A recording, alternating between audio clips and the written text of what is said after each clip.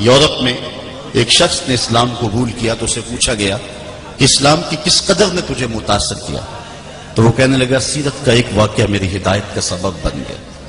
ایک دن مجلس جمی ہے حضور کی، ایک شخص اٹھ کے کھڑا ہوتا ہے، حضور میرا بچہ گم ہے، 2-3 دن سے مل نہیں رہا، آپ دعا کریں میرا بچہ مل جائے۔ قبل اس سے کہ حضور دعا کے لیے ہاتھ اٹھاتے اور باب اجابت کھل جاتے، اعلیٰ حضرت فرماتے ہیں اجابت کا سیرا عنایت کا جوڑا، دلہن بن کے نکلی دعائے محمد صلی اللہ علیہ وسلم۔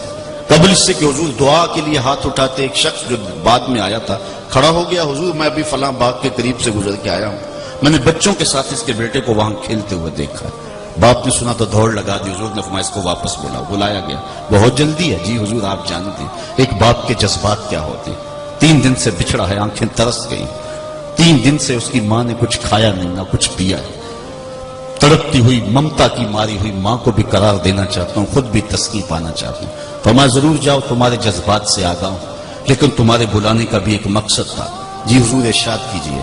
فرمایا جب باغ کے کنارے جاؤ تو بچوں کے ساتھ اپنے بیٹے کو کھیلتا ہوا دیکھو تو اس کو بیٹا کہہ کے آواز نہ دینا، جو نام رکھا اس نام سے پکار۔ عرض کی میرا بیٹا ہے، اگر نام بیٹا کہہ کے پکاروں تو حرج بھی کیا ہے؟ فرمایا تم 3 دن سے بچھڑے ہو، تمہارے لہجے میں بلا کا شہد ہوگا، اور تم نہیں جانتے ہو سکتا ہے کھیلنے والوں میں کوئی یتیم بھی کھیل رہا ہو، اور جب تم اپنے بیٹے کو بیٹا کہہ کے پکارو گے تو اس کا دل تڑپ جائے گا، کلیجہ چھلنی ہو جائے گا، آج میرا باپ ہوتا تو مجھے بھی بیٹا کہہ کے پکار۔ کہا یہ شوق گھر جا کے پورا کر لینا، لیکن اس کا نام لے کے اس کو وہاں پکارنا۔ یہ اسلام کا دیا ہوا مزاج۔ بیوہ کے سامنے اپنی بیوی سے پیار نہ کرو، غریب کے سامنے اپنی دولت کی نمائش نہ کرو، بلکہ میرے حضور نے یہاں تک فرمایا اپنے گوشت کی خوشبو سے غریب ہمسائے کو تکلیف نہ دو، یا تو تھوڑا سا پانی زیادہ ڈال لو اور شوربے کی پیالی ہمسایوں کے گھر بھیج دو، اور اگر یہ نہیں کر سکتے تو ایسے زاویے میں ایسے وقت میں کھانا پکاؤ جب غریب کے بچے سو چکے ہوں۔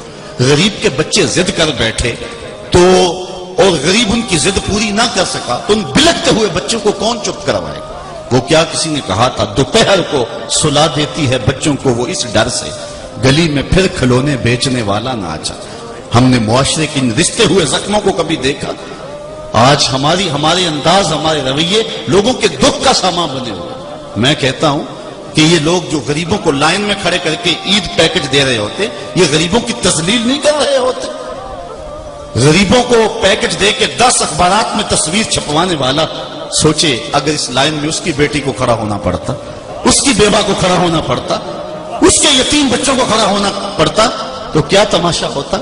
اسلام نے یہ نہیں کہا، یتیم کی تکریم کی بات کی ہے اسلام نے۔